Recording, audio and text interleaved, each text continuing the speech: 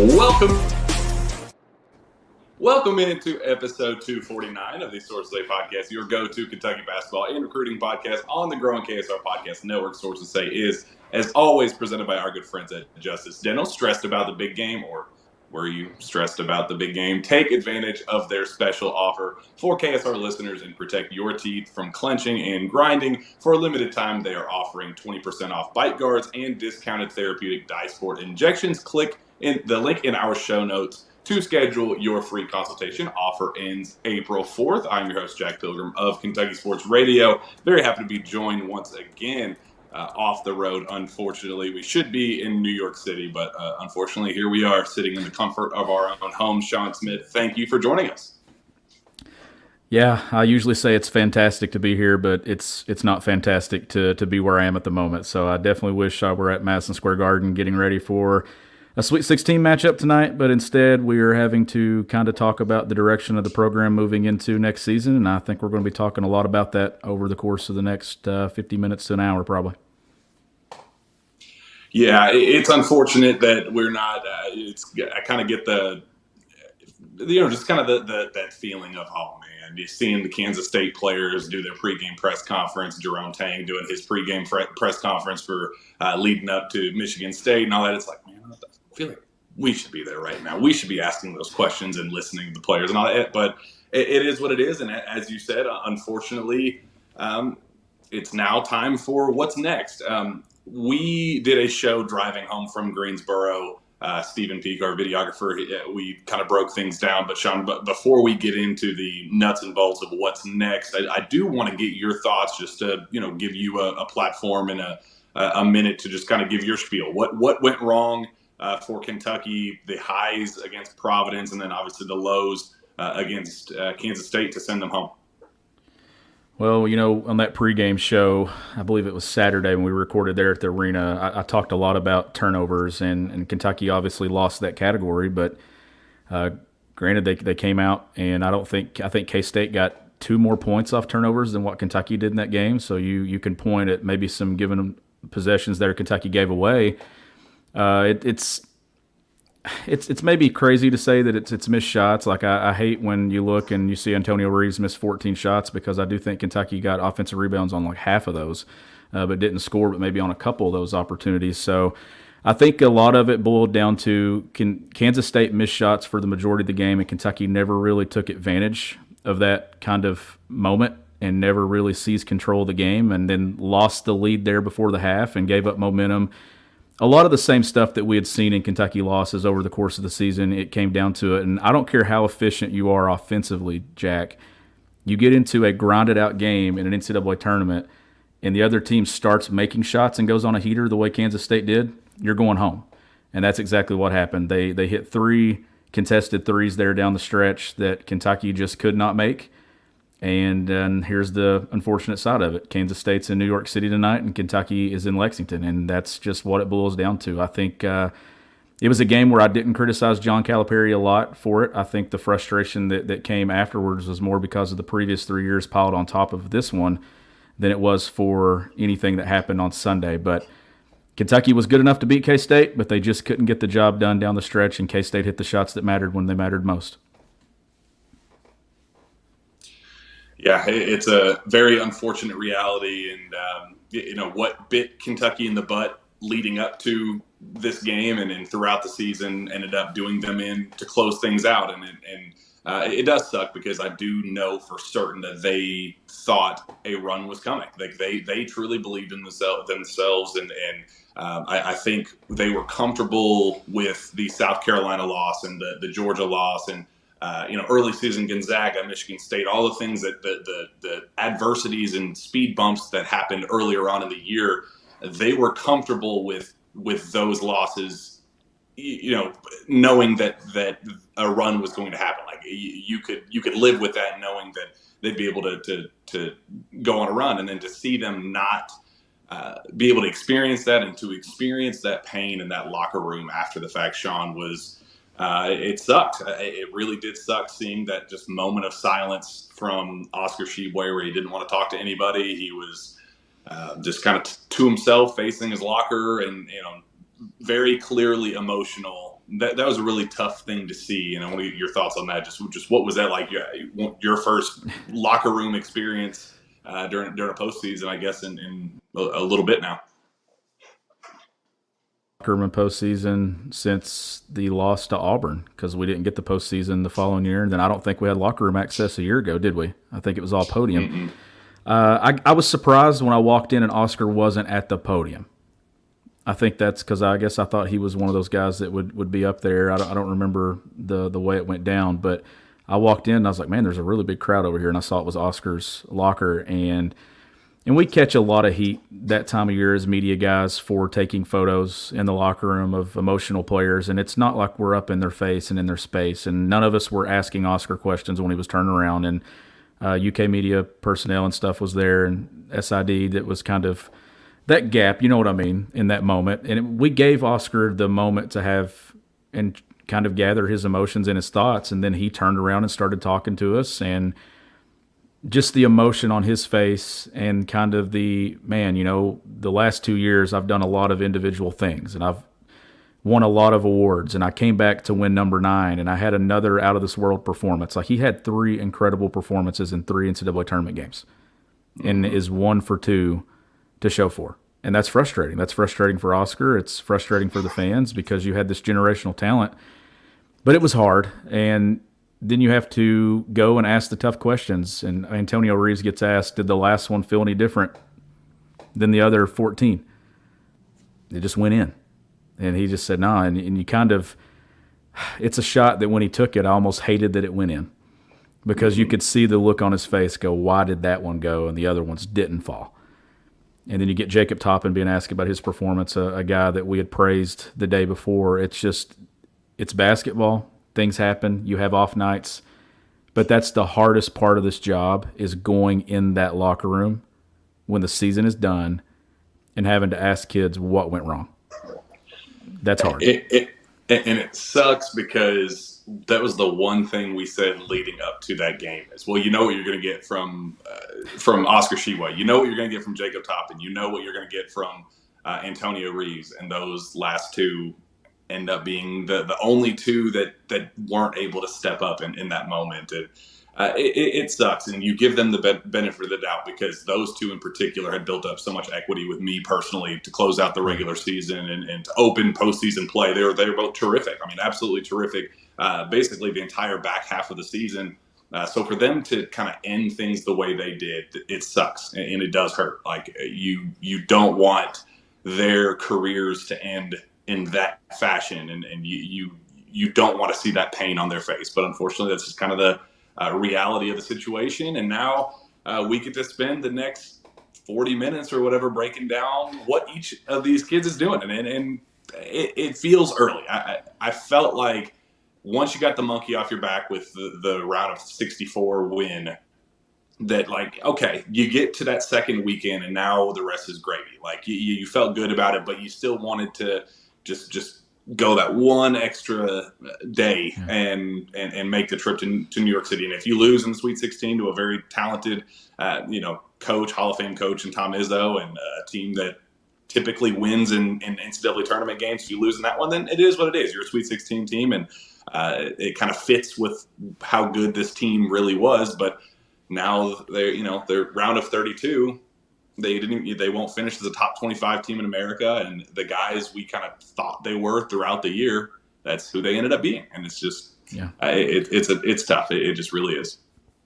It is. Each year gets tougher, especially for a program that's not gone on a run in a long time now.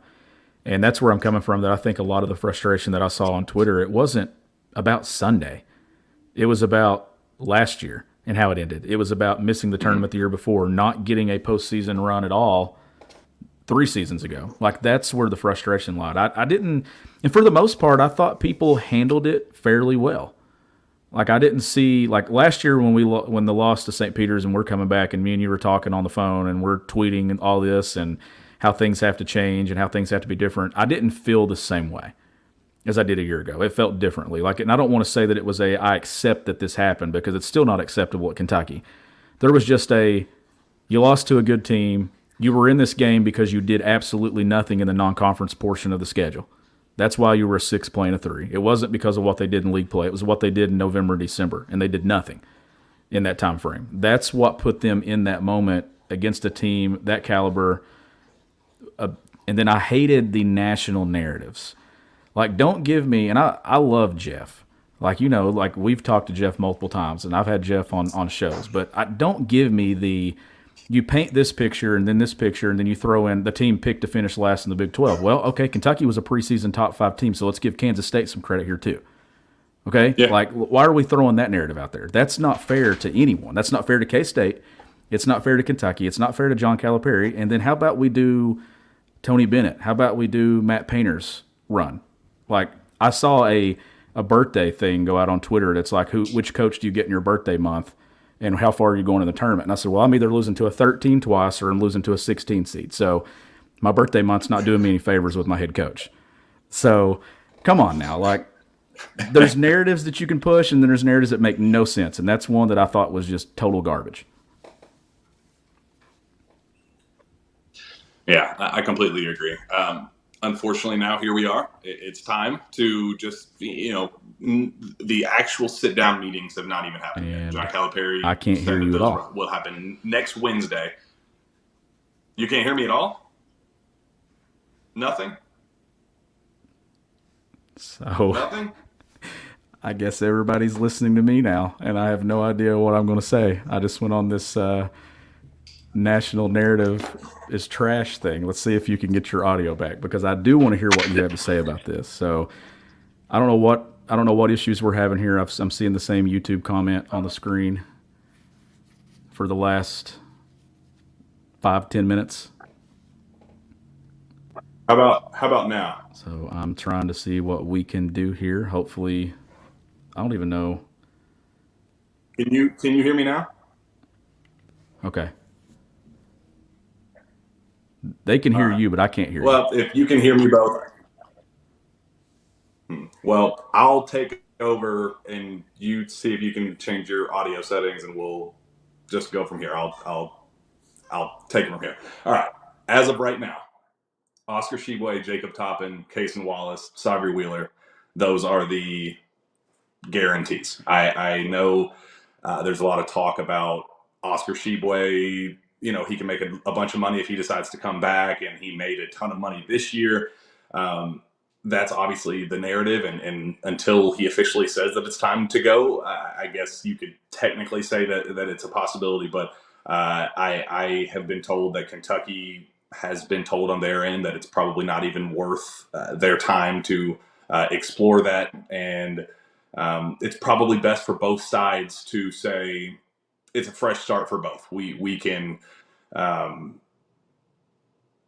let him begin as a professional basketball player and move forward and get his own fresh start, while Kentucky can turn its attention to recruiting Ugo back and getting Aaron Bradshaw in and seeing what happens with Damian Collins, Lance Ware. There's a lot of opportunities with other guys that I think they are deserving. And I think it's just time. Oscar's career has run its course, and he's done so many magnificent things in Lexington, and he's deserving of all the praise in the world. I think, for my money, he's deserving of having his jersey hung in the rafters someday at some point. But I do think that both sides have decided that at the end of the day, it will be time for Oscar to take his next step. Jacob Toppin, I think, the same thing. He's done a lot in his 4 years, been 2 different stops, 3 in Lexington, and I think him personally, it's going to be time for him to take the next step. He wants to figure out who he is as a basketball player and as a pro, and the ongoing expectation is that he goes, and the same goes with Cason Wallace and Savri Wheeler. Savri for transfer reasons and Cason for pro reasons. Shawn, what are you thinking of those 4? Cason, Savri, Jacob, and Oscar being Kentucky's pretty certain goes. Yeah, that doesn't surprise me at all. I think that's what I expected mostly to happen with that group. With Oscar, you've got 2 years of just unreal numbers, but you get to a point where it's kind of time for everybody to move on and do what they're going to do. And then Cason, we know the NBA potential there. And then Jacob, what he's done for the program over the course of the last 3 seasons. And then Xavier, kind of how it just unfolded this season. It just kind of feels like it's time for a changing of the guard, I would say. And I think what's happening is that portal year where Kentucky had to go portal because they missed on everybody in recruiting that they had kind of went all in on. And I think that that's what this last couple of years was. It was the surviving the beginning of the transfer portal and kind of bridging the gap to where you get back to the top high school players in the country, and that's what Kentucky's bringing in. And now you got to deal with college basketball being older for a couple more years because you still have some guys that can take advantage of the COVID year that they were awarded. So you could see some really old college basketball players for the next couple of years if they choose to come back and take advantage of that. So college basketball is going to be, at one point it was dominated by freshmen, right? It was one and done, maybe 2-year players. Well, now you're seeing older guys, and I think you're going to see that kind of carry through for at least maybe 1-2 more seasons before it kind of levels back out and you see a lot of freshmen coming in and making plays early on some blue blood programs. But Kentucky's going to get back to their youth next year, and then we'll see exactly who joins that. And if Kentucky hits the portal, I think they need to at some spots, and we can get into that. Can you hear me okay? Because I don't know what that issue was a moment ago. Yeah. Can you hear me? We good? Yeah, I got you. Cool. Yeah. So it's time. I appreciate everything that Oscar brought to the table, and Kentucky obviously did too. And I was told that Kentucky did just reach out to Oscar and say, hey, what's the deal? Talking to Oscar's people and the people close to him, and said, is it even a possibility? And I think they didn't want to rule it out and say never, and they're saying all the right things still, but it was made clear on both sides. Kentucky saying, yeah, it's probably for the best, and Oscar returning that and saying, yeah, it's probably for the best.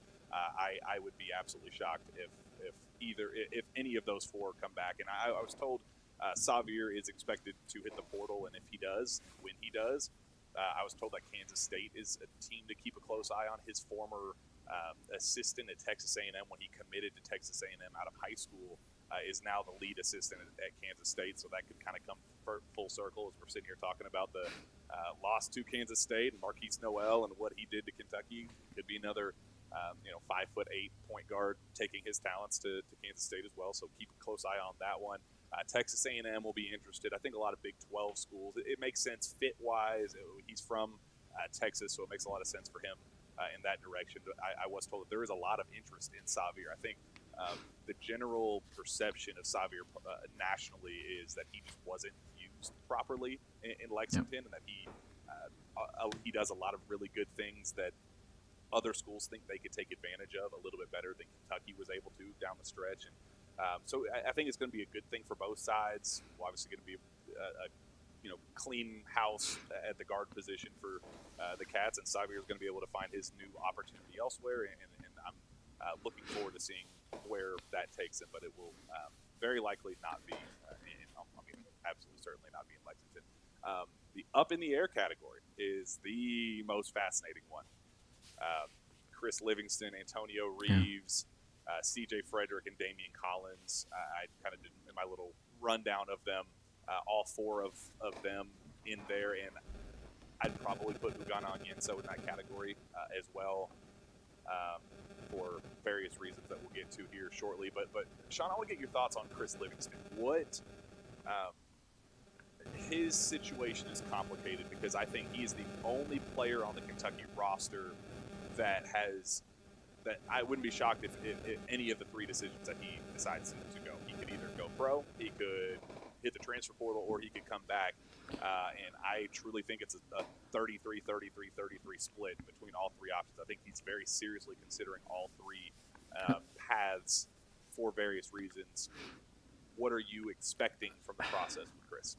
I think the one that I would dislike would be the portal, just because I do feel like that Cal committed to Chris for a large portion of the year, and then he broke through and started making some plays. And I would have loved to have seen Chris move forward in this tournament because I thought that there was some stuff coming out there against Kansas State that he was really showing up and making some plays.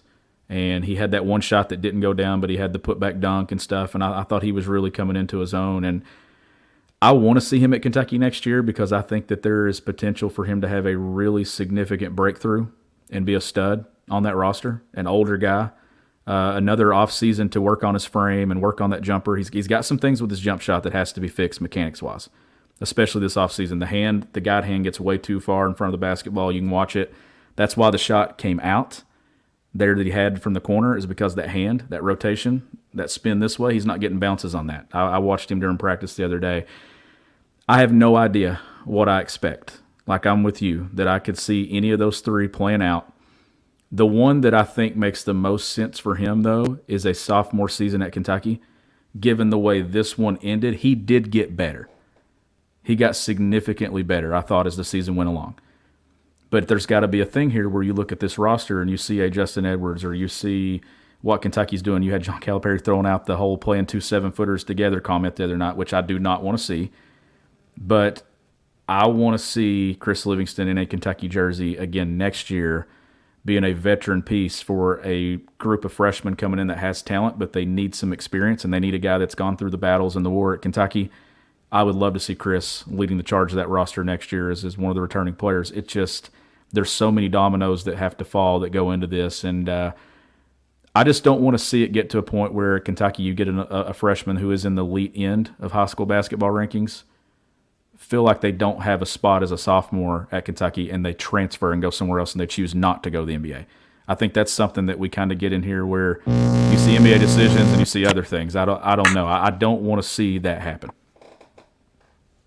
Yeah, I'm getting some feedback that my audio sucks on that, and I'm getting my new Wi-Fi installed literally this week. So this show can definitely kick rocks, and we'll adjust accordingly. This is the perfect end to how the season ended, right? Like this is the perfect ending to how it all ended. Just might as well just melt and just be terrible.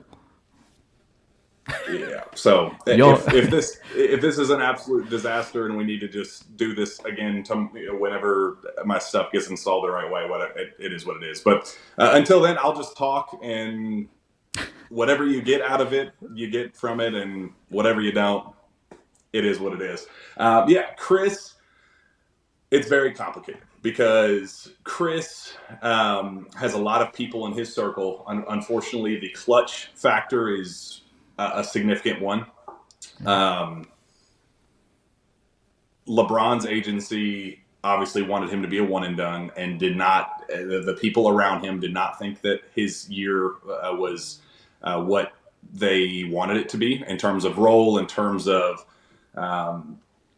the types of touches he was getting and the ways he was put in position to score. They were not pleased with that. He was a guard in high school in their eyes, and he goes to college and becomes a small ball 4, and basically his scoring is held exclusively to putback, crashing the boards and scoring on putbacks and things like that. So I think that was something that I think rubbed them the wrong way, and it's going to be something that they monitor and keep a very close eye on moving forward. They will put their name. Chris will put his name in the draft and test the waters, and go from there to figure out what the feedback is. The clutch pool will be a significant one. If there's a team that offers a second round pick and says, we'll take a chance on you, and the money is right, I think that there's a chance that he decides to go pro. I do think that conversations will be necessary on Kentucky's side to just kind of express how he'll be used, the type of role, things like that in Kentucky. So you think the meeting, the end of season meeting, is probably the most important thing when it comes to this one, is how that conversation goes, and I guess how he envisions his future at Kentucky. And you could probably say the case for most of these guys that could be a portal or stay or go decision. It's kind of like because I think that there's more successful opportunities for Chris Livingston at Kentucky as a sophomore than there were as a freshman, if that makes sense. Yeah. Not just given that he's a year older and better. I just think that the pieces and everything, I could see him kind of emerging and moving into that leadership role that's there, not kind of playing on the back burner. Like I think that there's should be better spacing at times next year if they get the pieces that they want to return and what they got coming in. I think that the roster really fits what he could do, and I'd love to see him playing alongside Justin Edwards. That would be the dream. And those two just the versatility that they both have in different ways. I think they just complement each other extremely well, and I would like to see those two together. And it's not a done deal that he's leaving, and I do want to stress that, and I do think that if it came down to him personally, if this was a Chris decision only, I was told that it would 100% be Kentucky, that he would be very comfortable coming back. But there's just a lot of voices and a lot of different inputs that are going on that I think will make it a very complicated one. He's going to put his name in the draft and see how that goes, and that will be option number one. If he gets the feedback that he wants to hear, then I think it's going to be a pretty easy decision on his part, but I just don't know if he's there yet. I think that he still has a lot of his game to show off to even appear close to being a pro, and I think that's where I think it'll come down to the portal or a return to Kentucky, and I do know that there will be schools that are pushing hard for him, and I think Kansas, I think Memphis, I think Georgetown, some of the schools that pushed really, really hard for him in his original recruitment and would promise the world NIL-wise and role-wise and all that stuff. I mean, that's going to be something very difficult on his end that it's just something to keep in mind. And we'll see. My gut, as of right now, is that we do not see Chris Livingston back in a Kentucky uniform. And if that's the case, Kentucky has to go portal, in my opinion. I think so. I don't know what your thoughts are on that, but I know you got Justin there, but I still think that Kentucky would have to go to the portal. Yeah. I guess it depends on what happens with Antonio Reeves, because Antonio Reeves is next on the list that we got to obviously address. His, I think, is much more cut and dry. I think his is going to be a little bit of an easier decision because his is going to come entirely down to money. Talking to people close to Antonio, they really like how this year went. They love the role. They love the opportunities. I mean, I don't know how you wouldn't like an ultimate green light at the University of Kentucky. It was the perfect opportunity for him. He made solid money this year. He hit the six-figure mark in terms of NIL, and I think that there is a very clear understanding on Kentucky's side that he's going to be making way more with NIL than he would on a just pure G League deal. So if he is going to test the waters, when he tests the waters, and if the feedback isn't over the moon, excited, we kind of like you, but it is what it is. I genuinely think that money will be enough to have Antonio Reeves come back. But if all it takes is one team to say, we got a two-way contract for you, we have a roster spot available for you, it's yours. And I think that's all it would take for him to go. So I think it would just come down entirely to $2 figures. Yeah, I think in the end, I have a gut feeling that Antonio Reeves will be on that Kentucky roster next year just because I think it makes sense fit-wise, and I think that that's the guy that Kentucky would want back to go with that backcourt. And I could honestly see him probably sliding into that starting two role next year there and getting a lot of shots and a lot of opportunities and making that backcourt deeper than what it would be if he's not there. So I would be a huge fan of another season of Antonio Reeves because I think Kentucky's got some dudes coming in that are going to take some shots and be willing to take shots, and I think that takes some of that pressure off of him that you saw at times this year where he had to step up and make shots on his own. Like it got to a point late in the year if he wasn't hitting threes, nobody was hitting threes, and you saw that. I mean, I know Kaysen knocked one down, and I know they had some other C.J. Frederick hit one, and they had some guys that knocked down outside shots, but not consistently enough. And I think that that's the thing. Like you bring him back here. I don't think that his season at Kentucky was probably what he envisioned it to be when he committed a year ago. I don't think that he thought that it would come down to the end of the year and he'd be with the ball in his hands and middle ball screen and doing some things like that and kind of being the one guard that could consistently make shots. I don't think that that's what he thought at any point. And I'm hopeful that he would return because I think that there's a significant role and opportunity for him next year. and to be a veteran guard to kind of go through the grind with these younger guys that are coming in. And anytime you can add a guy that put 37 up at Arkansas back to your roster, you certainly take that. And I think that it makes sense for both sides. Yeah, I think it's a good thing, and I think it'd be great for DJ Wagner. I think it'd be great for Rob Dillingham as a vet piece in the locker room. 3 ball dominant guards, and I do think that's something to keep in mind. I don't think that he would get as many on ball opportunities as he saw this past season, but I do think the catch and shoot stuff and everything that he was getting earlier on in the year and kind of at his peak, I think he'd get all of those back as well. So. I do think the fit is there. I just think the money has to be right. He's 22 years old, and his career clock is ticking, and he's going to have to make the best decision for him. And I think when it does come down to money, I think the money will be there for Kentucky, and I think it'll be a good match for both sides. I want to get your thoughts on C.J. Frederick, because if you were to just take everything that you heard from him post game after the loss, you say, yeah, he's hanging it up. There's no way that he comes back. But he's also like a psychopath in terms of just how much he is obsessed with basketball. And I do think that that's going to play a pretty significant part of it. That's not a dude that wants to hang it up on that and ending the way that it did. So that's a unique decision on his end that he's going to go as his body tells him. But I also think a big part of it will be he's never had an offseason of complete, he's always been rehabbing something. He's always had an injury to recover from. This would be his first opportunity in a UK uniform where it'd be a clean slate. He gets his ribs already almost healed. And from here on out, all the way up until next season, be 100% training and development. I think that is an intriguing factor for him that he's definitely going to keep in mind.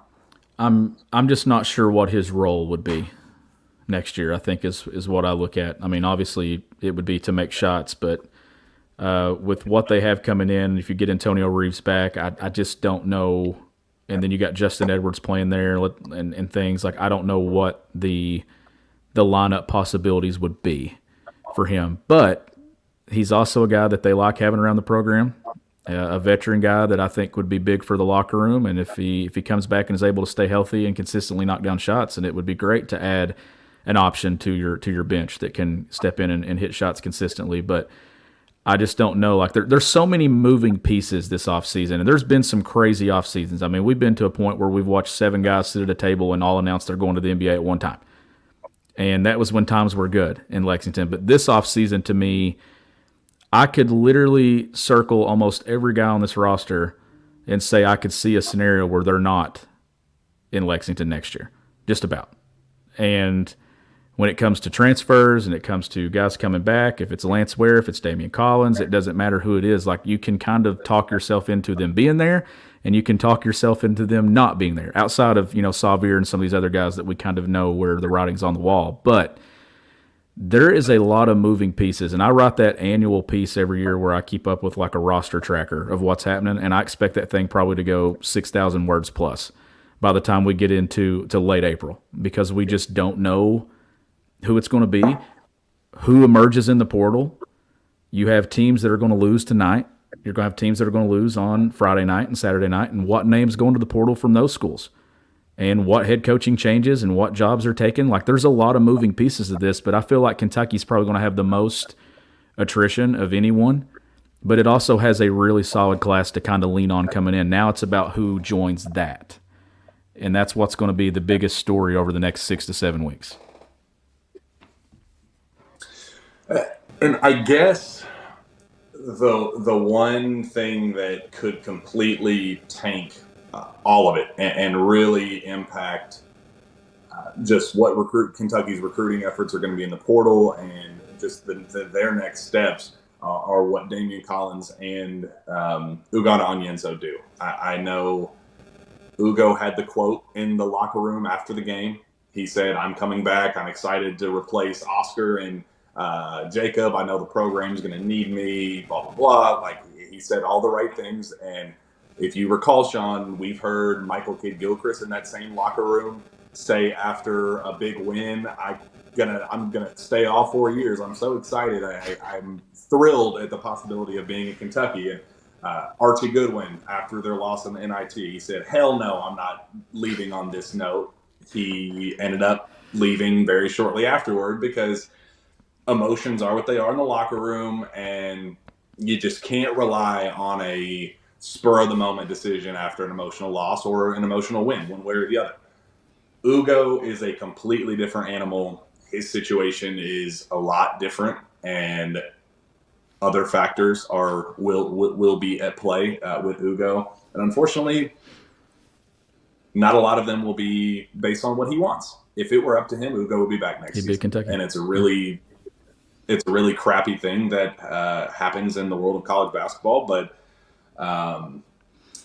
it is what it is. And it's something that you just need to face head on and embrace and say that this is the reality of East Kentucky. Will not just let somebody else pry him away and say, "Have a nice day, we'll replace you," because Kentucky loves him. And as you've heard John Calipari say a million times, they want Ugo back. They really want Ugo back.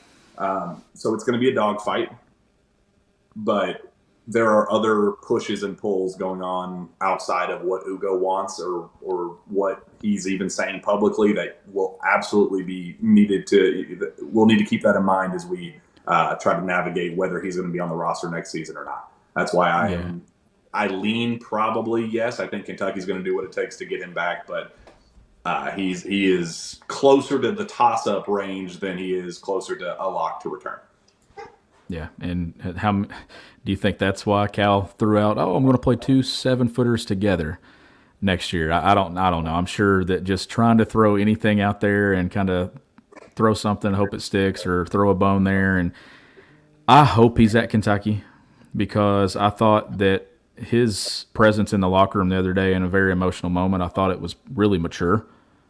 The things that he said and the way that he carried himself and the video that you got of him with Oscar walking over and talking to him, I thought that was super cool to see. And you're right. Like if this were down to just him, he'd be in that same Kentucky jersey in a few months playing this summer and going into next season. But we know that there's 2 things that are just messier than anything can be messy. And it's recruiting, whether it be college basketball, college football, it's messy.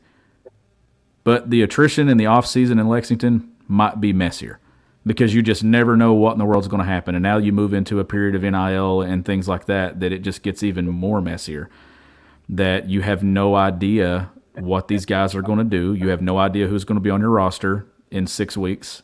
So I just kind of look at it and I hope that he's back. And I hope that that's something that by the time we get into mid-April, late April, we know for sure what's going to happen. But I have no idea exactly what's going to be the decision there, but Kentucky certainly could use him, and I think there's a lot of potential there with his defensive ability and things. That there's some questions on Twitter the other night about who would make the biggest impact at Kentucky a year from now, and I chose Ugonna just because of his defensive ability and the plays that he can make there and how he can affect the game, and I think that there's a significant role for him next year if he does indeed come back. Yeah, I heard like maybe 4 of those words, so I hope that the listeners could at least hear that. I don't know. We're going to have to do this again. We're going to have to do this again is what's going to have to happen. Like, and it's just stupid because you're crystal clear half the time, and then the other half you sound like a robot trying to order a McFlurry, and I really have no idea, and it's really pissing me off. And the McDonald's ice cream machine's broken. That's what's wrong. Yeah, that's pretty much it. Yeah, robot ice cream machine broke. Whatever. So I'm going to go back and listen to this afterward, and if we both sound absolutely stupid, then we'll do this over again and figure out a different path. But it is what it is. I'm literally on data at this point, so it's not even like my Wi-Fi's bad. I don't. I'm on my hotspot because I thought it was my Wi-Fi, but I don't think it is. I have no idea what's going on. Yeah, I got nothing. I don't know. Well, we'll salvage what we have left of this. Damian Collins, he's the one crapshoot on this roster that I would not be shocked.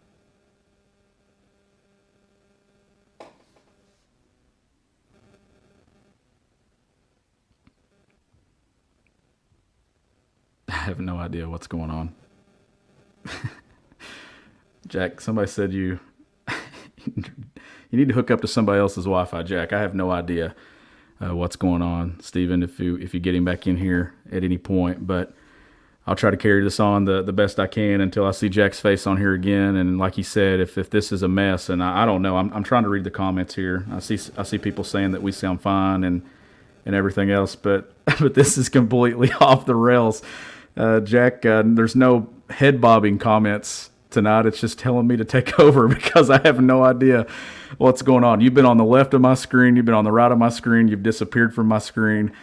Are you hitting the transfer portal, or are you staying, or are you leaving this time? I don't know. It sounds like your decision is probably the most important here, not somebody else's. Yeah, I'm whatever Wi-Fi service this is, I'm hitting the transfer portal with this and getting the hell out of here. And I'm a free agent. If anybody wants my internet to be my internet provider, by all means, please reach out. You know where to find me. As I was saying before, I was so rudely interrupted.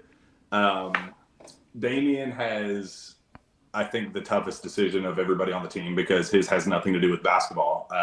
I was told that if his decision came down to pure basketball, I can't get over the comments.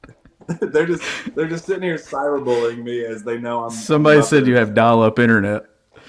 Yeah, I'm gonna punch a hole through the wall and really make this an entertaining show. Goodness gracious. Yeah, Damian. It's unfortunate because his decision has nothing to do with basketball. I was told that if this were a basketball decision, he'd be back and wouldn't even think twice about it. He is loving his time in Lexington, and it's everything that he has wanted it to be. He's developing the way that he's wanted to, and he's still confident that a breakthrough is coming on his end. But obviously, it has nothing to do with basketball. He has a family decision to make, and it's family over anything with Damian. So I'm not going to pry on that one. I'm not going to be calling up family members and DMing and messaging. Like I don't think that anybody should. Like Damian is going to make a decision whenever he's ready to, and I'm really looking forward to it one way or the other. But on Kentucky's side, I think they have said that they're going to be patient with it, and they would understand and be in full, complete support of him either way. If he decides that he needs to go home and spend time with family and transfer to SMU or Houston or a Baylor or a Texas Tech or something like that, I think nobody would blame him, and I think everybody would be in complete support of him.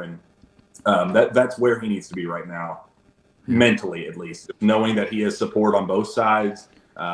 Just what I know in my conversations with his dad, Ben, before he passed, he told me that he wanted his son to play out the process of Kentucky, and didn't matter if it took 4 years, 3 years, 2 years, 1 year. He wanted him to live out this process to the fullest extent, and if he makes a commitment to something, follow through on that commitment. So that's something to keep in mind as well, that he could just want to go with what his dad's wish was. So I have no idea, based on outside of just conversations I've had with Kentucky about their thoughts, but I'm definitely going to leave that one be. Yeah, I have no idea what Damian's mindset is right now and where he is in his own head and what he wants to do. Like I have no clue, and I just hope that whatever Damian decides, if it's at Kentucky, I hope that he's able to have a successful offseason and get some weight on his frame, because I know what he went through there from November till now was not easy, and it really set him back. And if he chooses to go back home and play somewhere, I would think that every member of BBN would probably be one of the most supportive groups of fans for him elsewhere, because at this point, I just want what's best for Damian Collins. And if that's helping Kentucky, it's helping Kentucky. If it's helping someone else, the biggest thing is he has to help himself. He has to do whatever he feels is best for him mentally, and not just mentally at this point, but physically too, to get himself into a frame of mind and where he wants to be and around a support group. But he's got a good support group in Lexington, but here's the other side of this, the interchanging of teammates.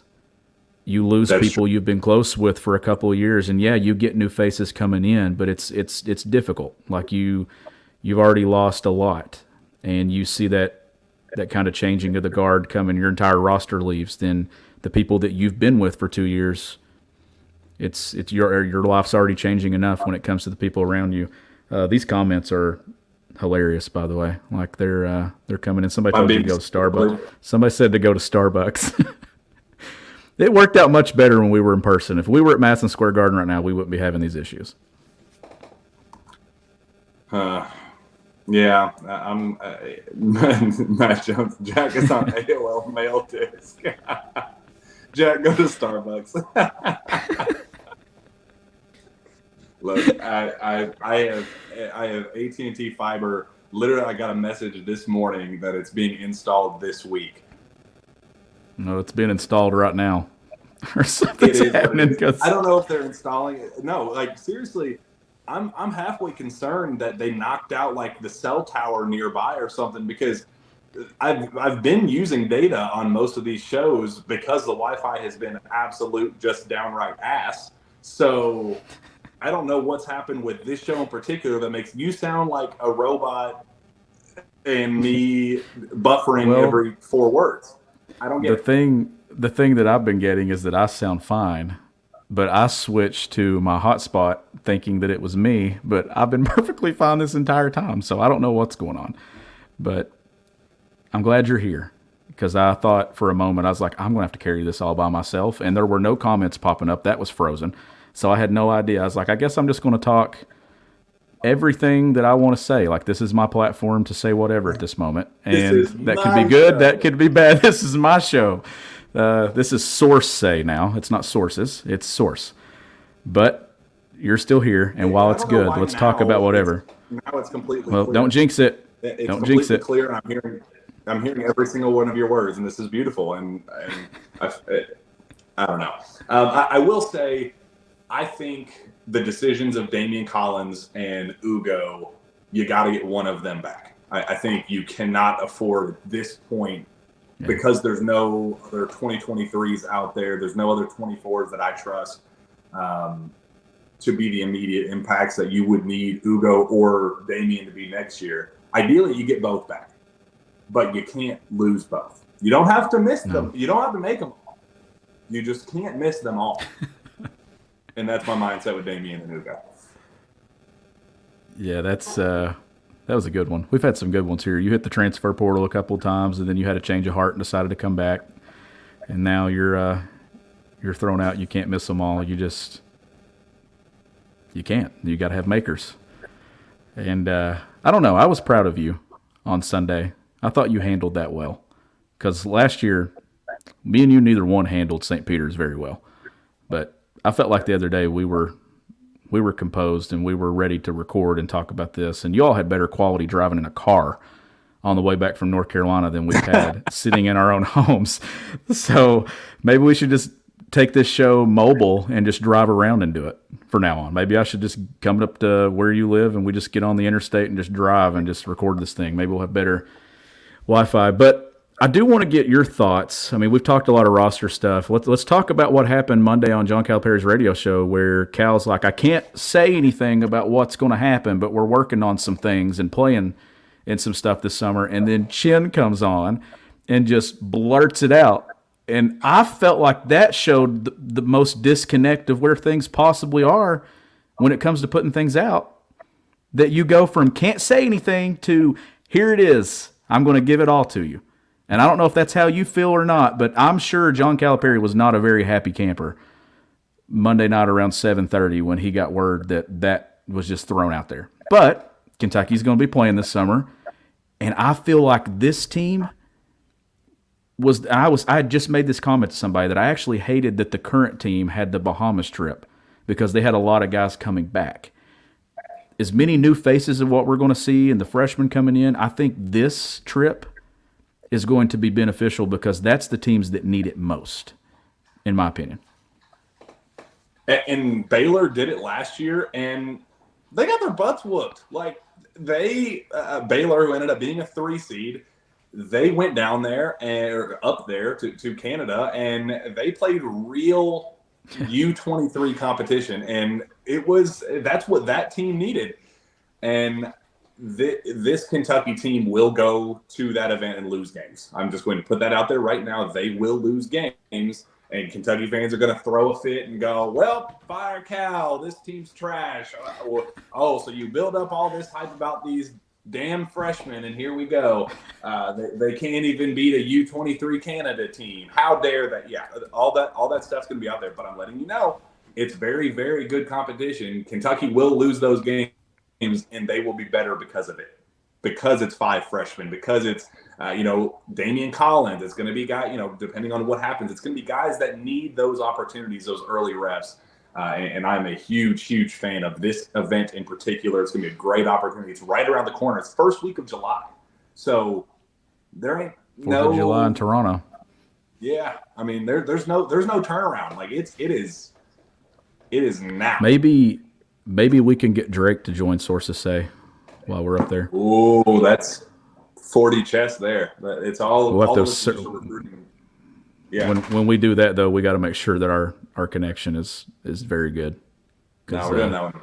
I'm never trusting the internet again. This is why the internet, you can never rely on the internet. We need newspapers. You bring up the under 23 or whatever. If Oscar Tshiebwe came back, he is 23 years old. So like, if you're not 23, like if you're one of these older players in college basketball, can you participate in this event? What about CJ Frederick? He'll be close. Like, can you participate? I have no idea. Like, this is the discussion that I never thought we'd ever have at Kentucky ever again. If you're too old to play, but that's a question that it popped into my head earlier. I was like, can you play if you're not 23, or if you are? Because I mean, it's holy crap. CJ Frederick is 23 years old, and his birthday is July 10th. Barely. Just barely. What if the championship game is on July 11th, and he can play all the way up to like through the semifinals, can get up to the title game, but the day he turns 24, they say, "Hell no, USA rules. Get out of here." What if you're not a U.S. citizen? Can you play? Can you represent Team USA? Is it Kentucky representing? Like, is that how this works? Like, technically, we're not going to be saying Kentucky defeated so-and-so. We're going to say Team USA defeated so-and-so, or Team USA lost. We're literally going to have to refer to this group as Team USA. Like, that's the loophole of being able to do this. Mm-hmm. Yeah, it's I looked up the Baylor roster, and they have a couple of foreign players that some were injured during this event, so I couldn't get like an actual final answer on that, but I'm pretty certain that they are allowed to play in this event, because it's not Team USA, it's like representing USA, like they're representing American college basketball, I think. So I don't know, and I mean, well, depending on what happens with Ugo, and depending on what happens with Oscar leaving and Ugo kind of being a crapshoot, you might not even have that question, really, Sean. Yeah, because I think those are the only two, right? Yeah, I'm pretty sure. So I'm more impressed though that at one point I looked down, I'm pretty sure we had 514 people in here. So like, talk about a show, right? They got the absolute worst show of all time in terms of. We got a lot of people asking us. We got a lot of people asking us in the comments why we're saying anything about Uganda not coming back, and why that's there, because of his comments the other day. So maybe when you were talking about that earlier, you might have been going in and out. I don't know. So if you want to, while we're here, Cole says, "Jack, get a podcast mic for your setup, bro." And I have another one in my actual backpack that the audio, for whatever reason, hasn't been super clear on that one either. So that's why I tried this one. People have no idea what we go through every time we try to record. Like, we say 5 o'clock and then it's 5:15. But back when it was just me and you, we didn't have anybody producing this thing. It was like, hold the wire just right so it doesn't cut out. I can remember those days. Yeah, this is stressing me out. So I guess I went out for the Ugo part. Is that what the comment said? I don't know if you went out, but there's people that are asking why we're even talking about it, because he's already said he's coming back. But No. I know you put that in your notes and stuff yesterday. No. Ignore it. Again, I don't know if you missed this part. Michael Kidd-Gilchrist once said that he was coming back to Kentucky for 4 years after an emotional postseason win. Archie Goodwin said that he was coming back after the Robert Morris loss. Rick Pitino wasn't leaving. Rick Pitino wasn't leaving. Although Ugo is different, as I don't know. Did you hear at all my spiel about being outside of his control? I heard that, but I think some other people probably maybe came in late or something and didn't, or the audio connections, because it did come out, in the story with Ben Roberts and the Herald Leader. He was talking about coming back, and obviously his comments in that moment were coming back, but we just kind of, you got to take it like a grain of salt at Kentucky. You never know. That locker room is what it is. Things can change in a week. Things can change in 2 weeks, and you obviously wrote that yesterday on KSR, and I think you put that in your kind of your breakdown and stuff of where things were leading up to the offseason, and it's not a for sure thing. I think you wrote that it's not I don't think it's like not a 0% chance that he doesn't leave or something like that. So I hope he's at Kentucky next year, because I think his impact defensively would be significant on this roster. Yeah, and the issue is it doesn't have anything to do with Ugo. It's about the people that got him to America from Africa, and the promises that were made, and expectations of what it was when just going back, and now that we have this platform, I just go back to during his recruitment. They were very touchy about throwing around the word red shirt. Like, UK's expectation when they started recruiting him was, hey, let's get you to reclass up a year and sit out this year, work alongside Oscar Tshiebwe, and come back next year and be a superstar. Like, you're already the best defensive player in high school basketball. Work under Oscar Tshiebwe, learn how to, finish through physicality and strength and all those things, and then come back and be a college basketball superstar, as John Calipari continues to stress over and over again. And I think that is something to keep an eye on. John Calipari has this entire time kind of been throwing those little lobs here and there during every, media session. I think Ugo's going to be the best center in college basketball. I think we can play 2 7-footers together, kind of how he's going to be used, and kind of laying the foundation of his recruitment of Ugo back. It just sucks that we even have to have a recruitment of Ugo back, because, yes, use his quotes after the game as proof that he wants to come back, and then understand that it's just a little bit more complicated. And if it goes Kentucky's way, he will be back. If it goes Ugo's way, he will be back. If it goes anybody else associated with Ugo, I've heard the Big East is very interested. I'll just say that. Yeah, where will you go, Ugo? Where will you go, Ugo? Several schools in the Big East will and already have sent out feelers and have made it very clear that he's wanted at their respective schools. Just being totally transparent on the show. Now that you guys, maybe about time there's some transparency, because I've been fuzzy and having mental breakdowns throughout this entire thing anyway. So about time there's some damn transparency. 58 minutes and 40 seconds in. Yeah, this one's going to go into the all-timers for sure. Like, this is the perfect wrap-up. Yeah.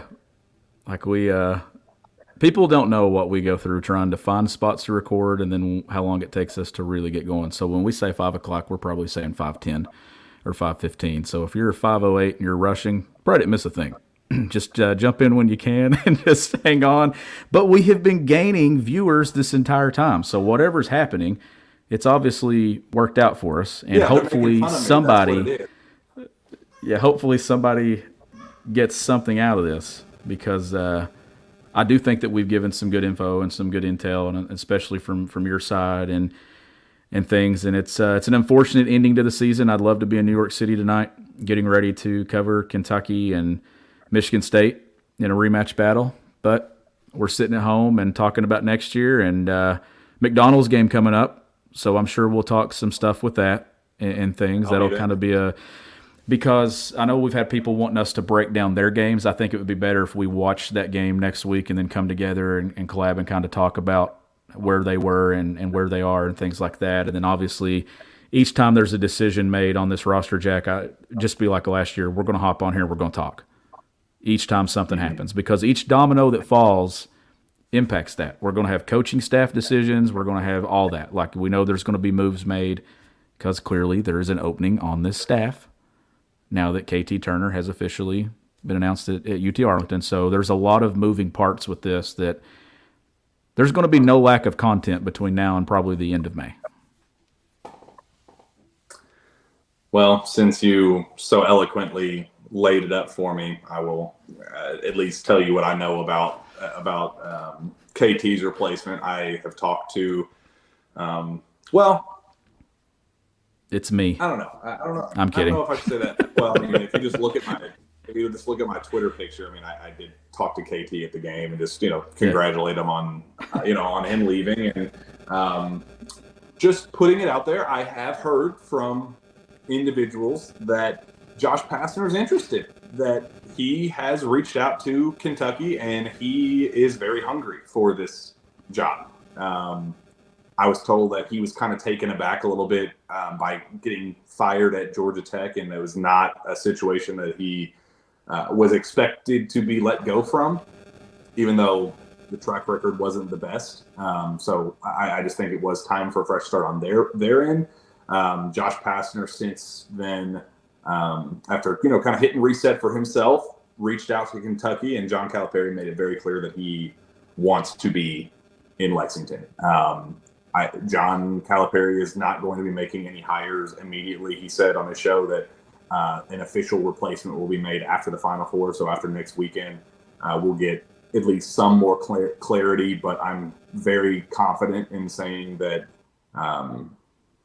that Josh Pastner is a very realistic possibility to replace KT Turner. And I will add that Derek Kellogg, who used to play for Cal back at UMass and has been an assistant forever and has been a head coach at various spots, that's also one to keep a very close eye on as well. I think both will end up on staff if you were to ask me today.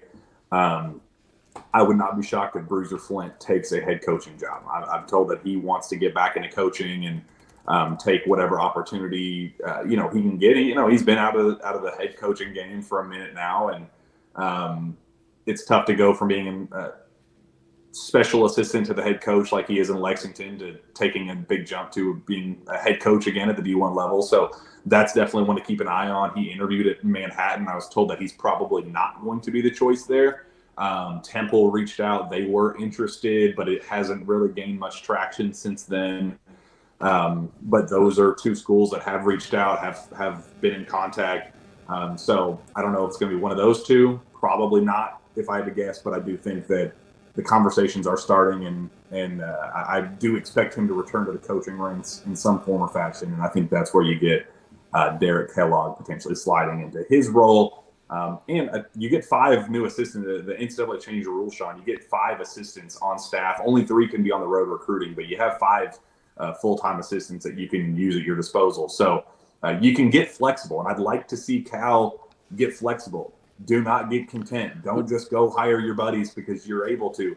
Go get a badass recruiter. Go get a bench coach. Go get a developer, and get some versatility on the staff, because being totally honest and transparent, it's missing right now. Well, to me, when it comes to your makeup of your staff, and at one point it wasn't like this at Kentucky. When he first got to Kentucky, you had a young Orlando Antigua, you had a Kenny Payne, these guys that hadn't been head coaches yet. They had been just what?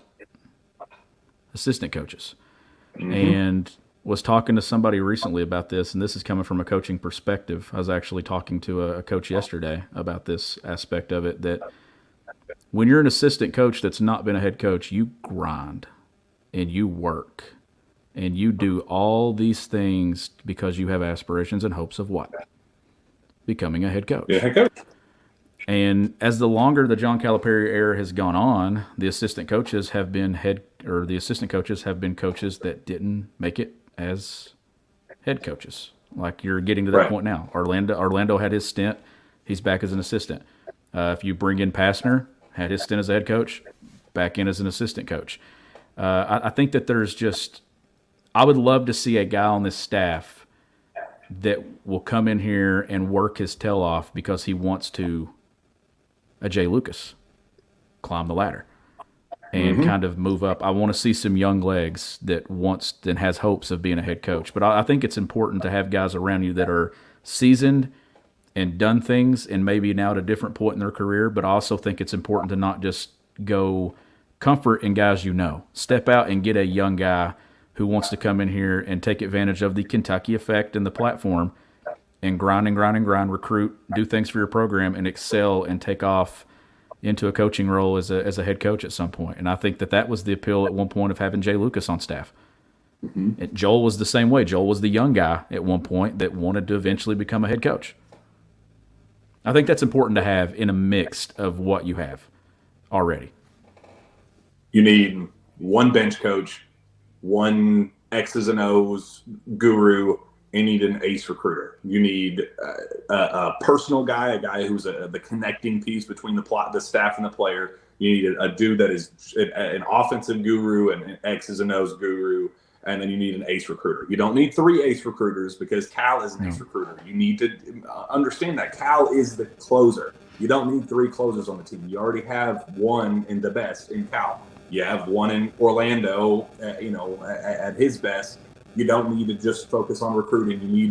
There needs to be a greater emphasis on scouting. There needs to be a greater emphasis on work ethic and focusing, as you said, on being hungry and wanting to climb the ladder and not settling. And I think that there's been a little bit too much settling inside of the locker room at this point. And I do think that there will be a time to address that this offseason. I think it's going to be soon. There's way too much content behavior right now at Kentucky. And I don't want any of those assistants to come across this and listen to me think that I'm calling them a failure or something, or that they're not working hard. I just think that, I guess my hope would be whoever comes back, like it's Pastner. Pastner's been a head coach. He's had some success. He beat Kentucky just a few years ago. Me and you were the only 2 people in the building for that. But when you look at it, I would think that Pastner would be making this move if he ends up at Kentucky with the hopes of that he gets his career going back in the direction and kind of springboards himself back into another opportunity as a head coach. But that fire of doing something when you've done it and it's a demotion, right? You're an assistant coach. It's hard to go from being a head coach back to an assistant coach. I was an assistant coach when I first started my career for 2 years, and then I've been a head coach the last 10. It's a hard transition to think about being an assistant coach again. But I think that even at that level, it's even harder to kind of get your mindset right. But if your mindset is to attack it and to better yourself and better your positioning, and you grind the same way that you did when you were young and you felt like it, I think that that's a big step in doing the job and doing it the right way. And I'm not saying Kentucky's guys aren't. I just think a young piece on this staff in some role who doesn't care if it's midnight and he's up working and doing whatever it takes to make the Kentucky basketball program better. When you get that in there and you get that blood, I think it's contagious. And at one point, that was Cal. Cal was the guy that lost sleep and was doing it. And I still think he obviously loses sleep because I'm sure he's stressed when it comes to things that they do. But I want that overall grind back on Kentucky's coaching staff. And if Pastner's that guy, then I hope that's the way it works out. But does that make any sense where I'm coming from? It's like I'm 33, and if you put me on that, if you're 30, I'm 33, and if you put me on that staff right now, I would not sleep. I would be like, what do I have to do to get this right? What do I have to do to make this better? What do I have to do to make sure that we don't lose in the first round next year? Like, who do I got to call? What do I got to do? Like, that's the mentality that I hope somebody takes, and I hope that that's the overall thing, because it's what's happened the last 3 or 4 years in Kentucky. It's not acceptable, and I don't want this to be how this era is remembered. Whenever Cal's time at Kentucky is done, I don't want to just remember the first 6 years, or just be like, oh man, that was really good when it was right. Because I made this comment to you in Greensboro, and I don't think I've said it. Maybe I said it on this podcast that when Cal got to Kentucky, I know I'm rambling, and we'll wrap up. He said, when we're doing this thing right, we're playing in Final Fours and we're winning national championships. So are we saying that we were only doing this thing right the first 5 years? Right. And I just think that if that was your mindset at one point, then that was the pedestal and the precedent that you set as the head coach here. And I want to see them get back to doing that. And I think that they can. I think that they really can. And I think that Cal wants to. And I would love to see a final push from John Calipari get back to the glory days of getting to Final Fours and putting Kentucky on the mountaintop of college basketball again. And at Kentucky, it's possible. I think that it can happen. Some things have to go in their favor. They have a really good class coming in. You need some guys coming back. You hit the portal for a guy, maybe two, depending on what happens. Get your assistant coaches right and come back ready to attack this thing because next season is just a couple of weeks away. Yeah, I appreciate the fact that Josh Pastner reached out to Kentucky and has shown that hunger because, as you said, it'd be really easy for him to go, man, I'm not gonna. I'd take a lower end head coaching job before I get back to being an assistant. There's a vulnerability with that. There's some accountability with that, where you look at yourself in the mirror and go, I've had 14 years as a head coach at Memphis and at Georgia Tech. It has not gone swimmingly. I am elite at some things, and I want to get back to showing how elite I am at those things and let somebody else give me a shot. And I think that's where Josh Pastner, he's young enough to where he still connects with recruits. He's young enough to where he does have a drive to get to that next level and return to the coaching ranks as a head coach. I think it makes a lot of sense to add him to the staff, and I do hope that Cal sees that hunger as a sign of positivity. I love the idea of that, and I do think that. And a couple of people asked about Rajon Rondo back when I brought that up and reported that 3 months ago, however long it's been. The plan still is for Rondo to join the staff as a student assistant. He is still in very recent communication with John Calipari, a conversation that he initiated. And is very intrigued by. I think my only concern with that is an NBA team swooping in and stealing him in August, leading up to the NBA season, whenever NBA training camp starts. That is my only. And shoot, if you can get a month out of Rondo in the Joe Kraft Center as a full-time assistant, full-time student assistant, where he's working with DJ Wagner and Rob Dillingham for a month, I'm taking it. I don't care. I talked to Tyler Ulis actually himself, and he said that the plan is for him to return next season as well. So if you can, by the grace of God, get both of those two in that locker room together alongside a Josh Pastner, and if you bring in Derek Kellogg, whatever, if you get some new faces and light that spark on the coaching staff again. Yeah. I think we could be working with something there, and that's a best case scenario. So fingers crossed on Rondo. All is still very well. He's on campus taking full-time classes and inching closer toward being on the staff you have to be a full-time student to be on the staff as a student assistant, and he is trending in the right direction for that. Yeah, and that would be big. But I'm with you. I could see Rondo being pulled away from someone else, especially when it comes to an NBA job or some role, given his voice and platform and stuff in the league there and how successful he was as a player. But boy, that would be big for this program if you got him around next year along with Tyler Ulis. But we've gone on a lot. Hopefully we made up for if there were any poor connections and stuff. And Jack, it's going to be an eventful. We have, and I'm hoping that, God, I hope we don't get a phone call and say that I was just calling Kentucky's staff not good, because that's not what I was trying to get at.